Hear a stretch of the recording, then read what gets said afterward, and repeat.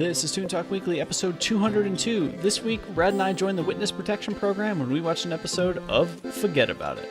Listen, I got a line on something big. Really? Sounds big. First things first. Every time I hatch a scheme, you two gavones cut me out. Not this time. Either I'm in all the way, or I keep this to myself. Isn't she cute? Playing hardball like her old man. Okay, it's a deal, sweetie.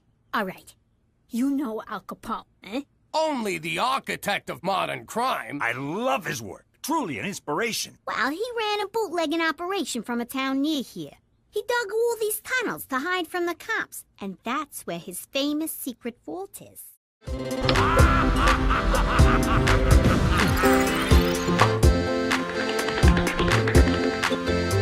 Fire on!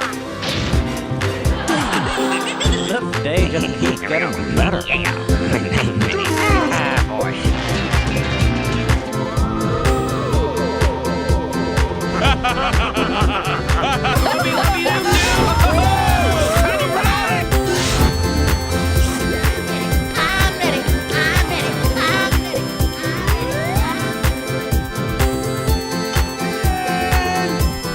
Where is that kid?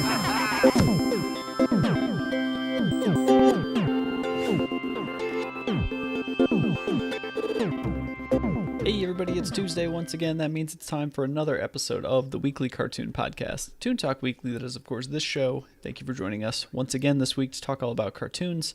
I wouldn't do this show alone. I can't, actually. It's actually impossible. So I brought along my good buddy, Brad Shomlewski, over there. What's up, Brad? How's it going? It's going pretty well, man. Having a nice little day. Nice catching up. And I don't know what this cartoon is that you were all excited about last week that we have to watch and talk about this week. I'm still watching it. I like it. I find it hard to believe that anybody is still watching this. But it has, when I get into it, it has like 3 seasons. It's been on for a while. I don't know. I have some thoughts, but it's Okay. it's kind of an interesting show. But guys and gals, welcome in. If you've never listened to the show before, this is the weekly podcast where Brad and I talk all about cartoons. We're animators as our day job, so we like to look at other things for reference and really, who doesn't like reminiscing and watching some cartoons? And this week's cartoon is one that Brad had stumbled upon, I guess, just last week, called Fugget About It. Yeah, so I came across it on Hulu. I think I was looking for a more regular show or something. So And you're like, dang it, I found another thing, and now I kind of like it. yeah, I was like, it recommends this. I was like, all right, why not? Like, it's on, so sure. I feel like I've suddenly started leaning back on recommendation engines like more than I ever have. I was trying to make a playlist of like 8-bit sounding music, like kind of video gamey stuff on Spotify the other day. And I was like, I don't know, I'm out of the groups I've heard. Let's just use the recommended thing. And it kind of worked. Yeah. So maybe I should start trusting your Netflix and your Hulu and all that stuff.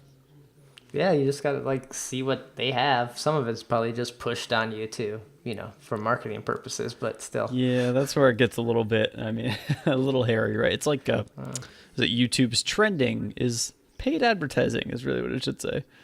Yeah, but at the same time, it's like, okay, do you trust it or you don't trust it? Like, yeah, that's fine. You just don't find anything new or find different things, I guess. Mm-hmm. Yeah.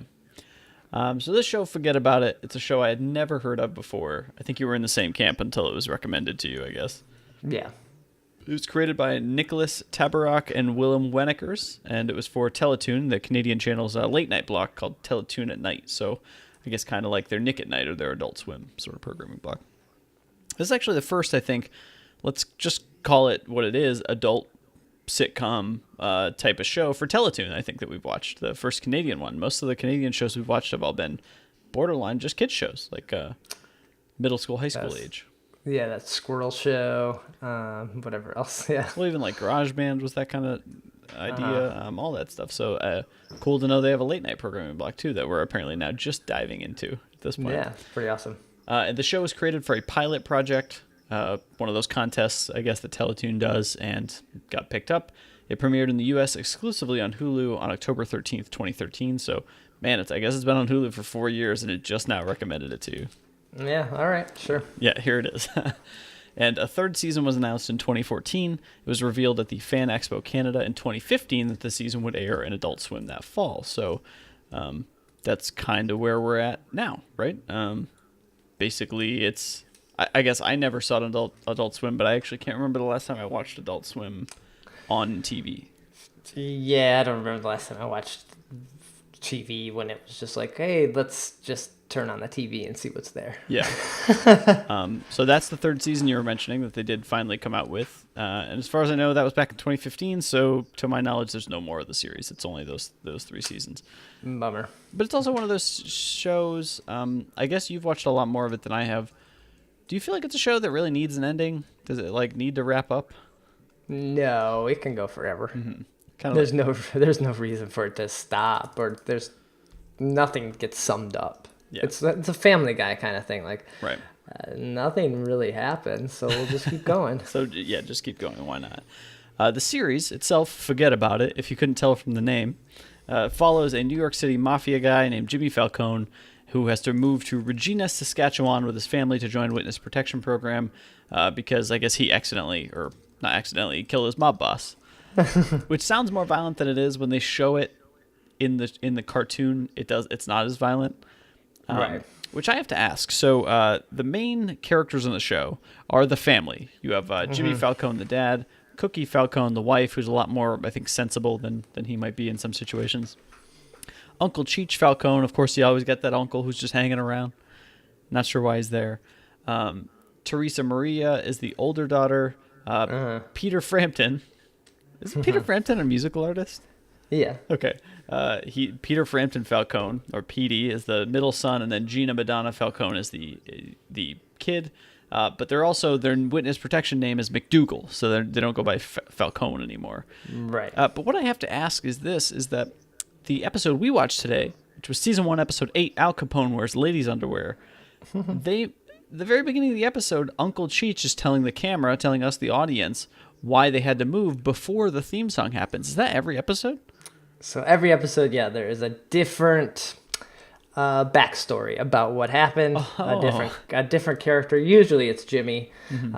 He's kind of the main character, so he's telling it. But every time it's kind of like, hey, this is what kind of happened and what I was doing before we would move. So you get a little more into like, in one of them you learn like why they all have their same first names, because they didn't understand the idea that they had different names. So they were like, all right, you just keep the same first name. Or you get a little more of like how he threw the mob boss out the window, because really he was just really clumsy, and it kind of, yeah. So you think that's kind of like they're playing on, first of all, it's like kind of like a Simpsons couch gag. You kind of want to watch every episode to know what the next explanation is. But it's also like, isn't that kind of like a mob thing? Like coming up with a different reason for why something happened? Like you just tell someone. Oh, I don't know. It all like goes together, so it's all just little other pieces of it. I guess we should say that we don't know if that's a mob thing or not, and you shouldn't ask if we know or not. That sounds a little weird. But the family, knowing that we call out all these family members and that it's 3 kids, you mentioned Family Guy. I got to be honest, man. This feels like it's the cookie cutter Family Guy amount of characters, even to the point of like not just the number of the family. I'm not just sitting here saying, oh, there's 5 and they have 5 and whatever. They don't have a pet, I guess, is the thing. That was the thing that American Dad also did, right? It was borrowed the pet. But what I'm saying is like, oh man, even the baby is like actually way smarter and savvier than her age should be, like just like a Stewie would be or something. She's not a diabolical mastermind, but she's like in like kindergarten or first grade. Yeah. But she seems to have a good head on her shoulders and like knows more than adults know in some situations. Like the character just feels like the trope has been there before. Okay. In this episode, you don't get a good sense for the wife, for her character. She's mostly just prodding the son, Peter Frampton, which is a weird sentence to say. And the other main character, I guess, that comes up quite a bit is Special Agent Straight McCool, who is a member of the Royal Canadian Mounted Police, who is the agent who's been assigned to oversee the family to make sure that they're safe in witness protection up in Saskatchewan. Yeah, in one of those intros, you learn that he was the best cop in Canada. Mm-hmm. And the last thing, he was like, I need to quit. And like, what are you gonna do? He's like, witness protection. And like, I want this. This is the next challenge. They're like, we can't afford to lose you, kind of thing. And he's like, I have to go. Oh my god! So you get a I little have of his to- backstory. All right. Yeah, he's like, I gotta, convert these Americans to the Canada way, and that would be the ultimate test of my ability. Oh my goodness! I love his character, and he was only briefly in this episode, maybe just to give Jimmy permission to go do something. But I kind of loved his character, and I love the idea of seeing like what the Mounties are like at the mounted police are like. Yeah, at he's their, in it. He's in it enough, not a lot in some episodes, so it's kind of hit or miss. Sometimes the episodes revolve around him, at least the ones I've seen. Yeah.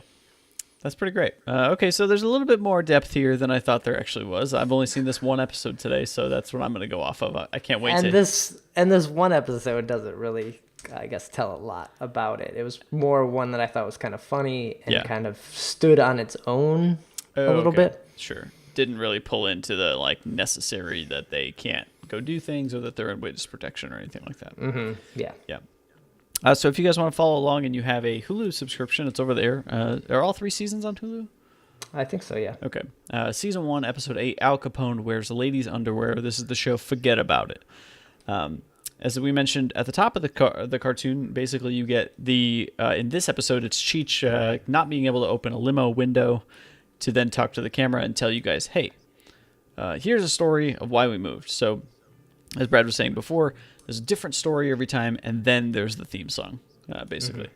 Very Italian, like classic mafia theme song. There's lots of stingers like that like make me think I'm in an Italian restaurant, honestly. Yeah. The story in this one, I actually can't quite remember. It was Uncle Cheech basically telling the story, and then you did get the death of the mob boss, like him getting pushed out the window. But I thought that it is Jimmy that killed the mob boss. For some reason, I thought that I read somewhere that Jimmy's uncle is the reason that the family was in witness protection anyway. Yeah, Jimmy was, or not Jimmy, the uncle was Mouth. It says in the intro, because every intro has it, but he was like telling secrets and just like, letting everyone know, like, hey, this is what we do. This is kind of the heist we're in. Da, da, da, da, da. And then the mob was basically going to kill him. And Jimmy's like, hey, I don't want you to kill my uncle. Yeah. And then he killed the mob boss, and so they're after him. Yeah. Oh my god, such a deep plot for what feels like should be a family-friendly cartoon in a way. But maybe not so family-friendly in this case. And so this episode begins with, after we get the jaunty, fun theme song, I can't quite remember how it comes up, but it's essentially a town nearby, Regina, Saskatchewan, which, by the way, there's a long-running joke, a gag in the show, where some member of the family calls Regina vagina. Right. He says the name of the town wrong. If you were trying to gauge the level of lewdness of this show, that's pretty much it. That's a running gag on the show. It comes up that in a local town, I believe the town was called Moose Jaw, is Al Capone's secret tunnels. It's where he did some business back in the 20s, back in the 30s or something. And so this obviously piques the interest of Jimmy and his Uncle Cheech, because they basically think, oh, what if we could go... did they want to go just to see the history, or do they want to go because they wanted to start their own thing? No, because there was buried treasure. Like that's right. Al Capone's tunnels, there's basically money and hidden loot. It's kind of funny to think about. Even if he's, let's say Al Capone or any mob boss in the 20s had hidden a bunch of money, do you think it's worth that much these days? I guess the actual value of the money itself isn't, but maybe for like a collector is where you make your money, is like on, look at these bills, look at these coins. Yeah, I guess that's kind of, what they hide. Is it like straight up cash? There is the joke in this episode where he's like, I'll pay you guys $200 a month for this. So, so maybe if there was money hidden, it's not that much. But if it was like, pirates' gold, it's gold. Sure, so yeah. Of course, that's worth a lot. Yeah. So this drives the episode, the main plot of the episode, and I'm guessing lots of these other episodes work the same way, where there's a couple of side plots going on with other members of the family. They kind of don't leave anybody out of this episode, in this one in particular. So the main plot begins with Jimmy and Cheech, and then the youngest daughter, Gina, who is kind of egging them on the entire way, telling them we got to go see this stuff up in Moose Jaw. They do need to also get permission from Special Agent Straight McCool, so that they can actually go to this other town, because apparently being in witness protection, you're not allowed to leave your town. You're supposed to stay there. Yeah, you can't be seen. You can't be letting people know you're around. So while they're sort of off on their own, the two other storylines of this episode follow Teresa Maria, who is the oldest daughter, and she's kind of, how do you describe her, man? I don't know. She's ditzy and basically really pretty, so she can get any guy she wants in school. It's she never has to try. The first time we see her in this episode, she's talking to a nerdy girl who basically is very sad and depressed. She can't get any boy to ever even look at her or ask her out. Meanwhile, Teresa doesn't even know what that means. She just doesn't try. Yeah. I'm just feeling down because no one ever asks me out. How do I get someone to ask me out? Sorry, I have no frame of reference. Of course not. You can get any guy you want without even trying. Heck, I even get guys I don't want without even... Yamahama, who's that? Oh, his name is Johnny. Can't talk, lusting. Okay, bye. Hey, Hello? Is somebody there? there sure is. I'm Teresa. Teresa. From Mr. Henderson's class. You've shown up twice and getting straight A's. Guilty as charged. Wanna frisk me? No thanks. What's wrong with you? I'm hot. Are you blind or something? Hello? Oh, thank God, you can't see. I thought it was me. Yep, lucky you. But there's a new student, or a student she had never noticed before, who's a blind boy, and she That was this episode? yeah, Okay, she spends the entire episode trying to get her to, or him to like her, because she's never had this problem before where someone actually values what's on the inside and not the outside, because frankly, he can't see the outside. Oh, yeah. You know, so, and the other sort of minor plot going on, I'd say this is probably the C plot of the episode, is that Cookie Falcone, or McDougal, either way, the mother is convinced that Peter has porn. He has pornography somewhere, and she's convinced about it. There's lots of great scenes in the middle of the episode. I guess we can cover a couple of those now, because this isn't really an important thing. And actually, I think it came up because Gina wanted to get out of the house with the other guys, with Jimmy and Cheech. And so she told Cookie that basically he has pornography, you need to go find it. And it was a race to find it the entire episode. But it was like, she would come back to him when he was like giving heartfelt talks to his older sister and say, I found these in the bathroom. Yeah, those are tissues. Those are always in the bathroom. Those are there. Yeah, but there's lots of good, I guess, inside humor there. If you're like, tissues. Oh, okay. Yeah, like, okay, I get what you're implying without saying it. At one point, she even yells at him for like, he says, I don't have pornography. And she says, why don't you have pornography? Everyone your age has pornography, and I'm going to find it. Like, basically like, convinced that you're this old, you should have it, but I'm your mother, I don't want you to have it. Yeah, but why don't you have it? So, yeah. Yeah. So that was kind of the C story of the episode. I think that's basically as far as it really ever went. Also, Pete seems like a nice, like, well-meaning kid who just gets straight A's. Like, he seems like the most even keel of the entire family. Oh, yeah, he's super smart. Like, it's one of those situations where when I see Petey, I feel like he shouldn't be in that family. Like how did you get into this family? So then back to go ahead. There's a good episode where Joey, the uncle, right? Joey? Cheech? Cheech thinks he's has autism and he's the rainmaker, so he takes him to count cards. Because he's like, I don't have autism, just like really smart. Yeah. But Cheech, like, different generation, jumps right to that. Must be that. Yeah. Oh my goodness. So back to the main storyline. We have Jimmy and Cheech and Gina going on this trip up to Moose Jaw. They get permission from the Mountie to go up there. Also, by the way, I don't know. Am I supposed to say Mountie? Is it a bad word for mounted police? There was a character in wrestling. I don't know if it is or it's a nickname, but I know there was a character in wrestling called the Mountie, and it's always a joke because I don't know. I don't think it's slang for anything. I think it's just shorthand. Sorry if I offended any Canadian police. I don't know. I don't know. I was just thinking about it when I was reading it. So they go up to Moose Jaw to go look at the Capone Tunnels. There's a great shot where Jimmy and Cheech are like, let's start digging in this. I got this crowbar. Let's get the sewer undone. And it's actually just like an actual museum they can go into. My favorite guy in the museum is probably the tour guide, who just keeps saying, like, stick him up, see? I'm going to take you on the tour, see? And like they're getting really annoyed that he just keeps saying see.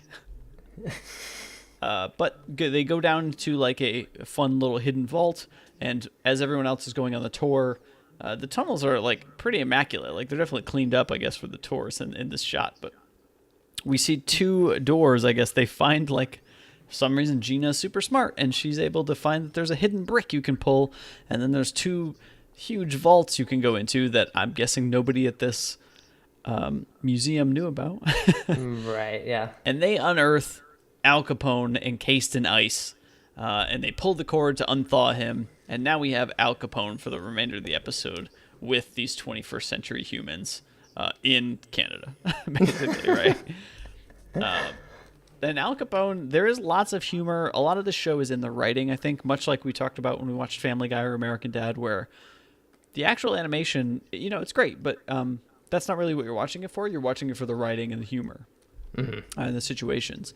And this is much like, gosh, there was an episode of, I don't quite remember how it happened. There was an episode of the show The Boondocks, which we covered on this podcast, where Martin Luther King comes back to life, and he's like being used as advertisements for like the McRib at McDonald's, and he doesn't know why. Like it's interesting when you do these moments in shows where you bring back somebody from a different era to modern times, and they're like, what do you do? Right, yeah. But I don't understand this. Yeah, but because they discovered Al Capone basically didn't miss a beat and suddenly wants to start his business again. He tells them that he actually didn't die. He had a lookalike basically stand in for him, so everyone thought he died. And he talked to this guy. I think he called him like a nerdy guy or something like that wanted to freeze ketchup. And he's like, just freeze me and I'll make it worth your time or something. I don't know. Right, yeah. So he basically, cryogenically frozen. Yeah. And he wants to start up business again. And of course, Jimmy and Cheech see this as their moment to get in on the ground floor to working with the great Al Capone. I mean, he's a legend to lots of mafia people, I guess. Right? Yeah, exactly. Gosh, but I would, if I uncased him, I'd be like, and I was in the mafia, I'd be like, yeah, but dude, you don't know what's happened for like 90 years.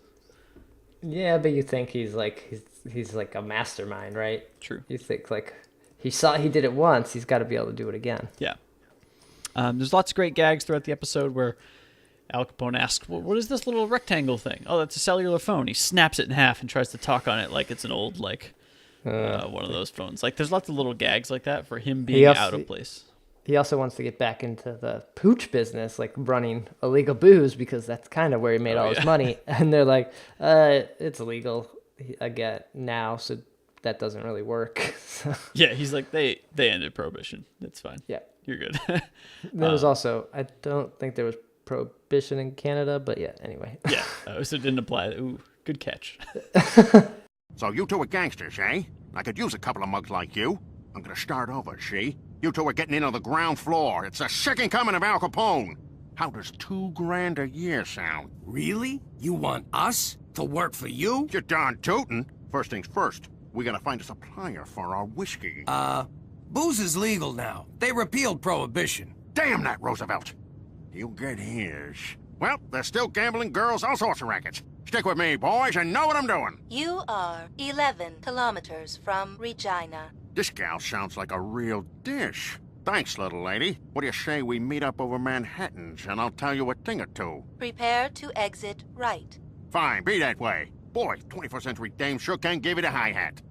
And the entire episode becomes them trying to basically do this business with him, but not really. No business gets off the ground. It's just lots of conversations between them and how excited they are to possibly be working with Al Capone, right?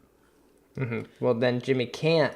He's like, there's no way I can work with Al Capone. He's going to find out I'm a snitch. Yeah.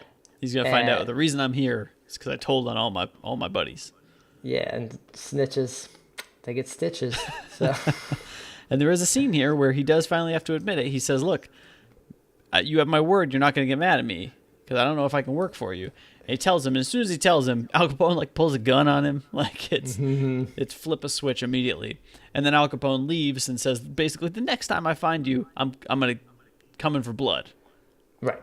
I'm coming for your blood. Yeah, no, it was implied. I got it. Look, Al, I gotta tell you something. Cheech and me, we thought it over. and we can't work for you. Come on, Jimmy, you can't back out now. I need you. It's just that I done some terrible things. We all done terrible things. That's what makes us so good at our jobs. No, but this one's really, really bad. Even you wouldn't approve. Come on, Jimmy, you think I didn't do stuff I wasn't proud of? I once shot my boss's dog. I had to. I shot my boss and the pooch saw the whole thing. Now, come on. Tell your Uncle Al what you did. Well, promise you won't get mad? I give you my word. You no-good stool pigeon! You gave me your word! I don't gotta keep my word to you, she. You're a squealing little squealer, you low-down rat. Not the words I'd choose, but yes. But you said you needed me, Al. We do get a bunch of cutbacks to the scenes of Teresa Maria trying to woo the blind kid. She's basically using different tactics, whether it's try to read the same book he's reading to talk about Shakespeare or something, or oh my God, you can see the smart levels on her. There was a moment where, blind people use Braille as a way of reading things. She goes up and starts touching his face, and he's like, "That's for me to see you. You don't do it to me." It's just lots of things that I found kind of inappropriate. Also, I gotta say, we keep comparing this to Family Guy, but the amount of times the art of Teresa being basically kind of slutty is she'll bend over to do something and you see her underwear. And I'm like, why is this in this cartoon? Why did they draw that? Wouldn't you just draw her normal? So what if she's in a dress? I don't know. It was kind of strange, very out of place for me. I wasn't ready for that level of adult. I'm not quite an adult yet. I wasn't ready for it.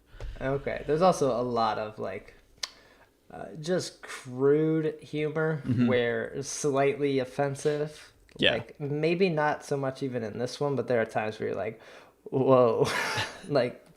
I don't know how I feel about that, but okay. Yeah, you kind of just keep moving with it at that point. Eventually, she ends up winning him over. I guess she realizes, until I met you, and I forget the boy's name, but until I met you and you started, talking to me like this and saying what's important, I realized I don't know who I am at all. And that kind of opened her up. And then suddenly he fell in love with her. They're about to kiss. And then a boy in a wheelchair goes by and she's like, whoa, who's this guy? Oh, yeah. So very easily swayed, I guess. But then to close out the main storyline of what Al Capone is up to, Jimmy does go to the mounted police guy, Straight McCool, and mentions, you need to protect me. Basically, Al Capone's after me. He's going to kill me if you don't. Make sure you protect me like you're supposed to. And they lock him in the psychiatric ward. They put him in a padded room and put him in a straitjacket, basically saying, you'll get better soon. We'll do some shock therapy. Yeah, because why would Al Capone be out alive and chasing you? You've gone crazy, Jimmy. Excuse me. And then it's not until basically a nurse, quote unquote, comes in, and it's very clearly Al Capone in a nurse's costume comes in and is about to either give him a shot or actually shoot him. And gosh, now I don't even remember why he stopped. Why he didn't bother. I don't really remember either. He just decided, because the code. Oh, right. There's the code, if someone snitches, we got to kill him. That's part of the code. But then the daughter's like, yeah, but if someone saves your life, then that's more important. And they save Capone's life. And he's like, crap. Well, if the code says it, the code says it. Yep. And then he's out. She rappels down the little girl, rappels down a la Mission Impossible with a big book of mafia rules, basically. So that's basically it. He rips off his nurse's costume and he's on his way. Al Capone's free out in the world again. Yep. Boom, done. So that was the episode. Al Capone wears ladies' underwear. Dude, why is the episode named that? I don't understand what it has to do with anything. He was only a nurse for a moment. Yeah. That's the literal interpretation. I guess. I don't know. Was there another scene where he had it on? I don't know. I don't think so. I'm not sure. I'm really not sure what it was. I don't know what to make of the show, so I want to hear from you, your thoughts on this episode, and then just what are your feelings on the show in general? Where's this sit for you? So this episode, I did feel like it was kind of an episode that could sit on its own. You could watch it and not have seen anything else. Anyone else out there could watch it and not have seen anything else and feel like, all right, I kind of get a sense of this show, and it gives you a good idea if you're going to like it or not. I think it's a fine show. It's very easy to watch. It's where Family Guy maybe is all over the place because of the flashbacks, and you're often like, wait, what's happened? Like, I need to know that the depth of this character. There's not a lot of depth here, and you just kind of like watch it, and it's kind of like, that's silly, inappropriate, and all right. Yep, done. And mobster stuff is always kind of interesting. Kind of funny, yeah. Yeah, man, I gotta say about the show, it just felt like something was missing, and maybe you just hit the nail on the head where, because Family Guy feels like it's all over the place, not even just the flashback, but Family Guy is so stimulating to watch. There are so many different like stingers and sound effects and little like bits of music that transition the scenes and everything. That's what was missing from the show for me. They would cut to another scene where there would be absolutely no underlying soundtrack, no like transition to the next thing that felt almost like a sitcom or something, and they just start talking. And I just noticed there was moments where I just felt like it was so empty and silent aside from just dialogue. And I know that's what you should focus on. But for some reason it just like, I was like, did they forget to like turn the audio layer on? Like, is it... and maybe it's just because I'm used to a show that has a pace like Family Guy that just kind of keeps moving all the time. Yeah. Okay. So I'm not sure what that was, but there was something about it that just felt a little unfinished to me. I do like that they take the idea of like, hey, let's do it with a mobster family. It's kind of funny. But I seriously had no idea what I just watched. That's how I feel about the show. I do agree with you. It is one of those shows where you could probably just throw on and be like pretty entertained by the one-liners here and there. Yeah. But as for watching more Forget About It, I think you can forget about it. I'm going to keep watching it. I kind of like it. You're almost done at this point. You might as well keep going. No, I think I'm only like... I think I've watched like 10, 12 episodes. Oh, okay.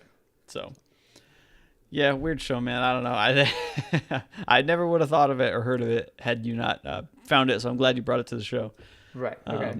So this was a fun episode of Toon Talk Weekly. Let's get out of here, guys. Brad, where can people find out more about what you're up to when you're not recording this show? So you can follow me on Twitter. It's @brad, and then my blog is digitalhitchhiker.com. Great. Guys, go check them out there. Of course, he's still posting the images that go along with the cartoons, too, so those are always fun to check out over on his Twitter and his blog. You can follow me on Twitter @Jacob Williams. And, of course, if you want more Toon Talk Weekly, we are on social media @Toon Talk Weekly on Twitter, Facebook.com/Toon Talk Weekly, and we're over on Google Plus as Toon Talk Weekly as well. Our email, toontalkweekly@gmail.com, is the main place to send any messages to the show. Let us know what you think. Let us know some cartoons maybe you want to hear us talk about. We've gone through over 200 of them, but we still got plenty of greatest hits to come. So many cartoons. Yeah, it's kind of nuts. And finally, the main hub for the show, toontalkweekly.com, is where every episode is housed. You can find them all there and see some of our old favorites. If you check out episode 200, we talked about a lot of old episodes we enjoyed and tried to quiz each other on those. So that was a lot of fun, too. So that's going to do it for this week's episode. Next week, Brad also found this show, but neither of us have seen it yet. This show called Fangbone on Netflix looks amazing. The art style looks pretty new, like in line with a lot of newer stuff that we've seen. It kind of reminds me of a prehistoric rock and roll version of Mighty Magiswords, which we watched maybe a few months ago. Okay. But yeah, next week, join us for an episode of Fangbone. That's going to do it for this week's episode of Toon Talk Weekly. Join us next week when we talk about another cartoon. Take care.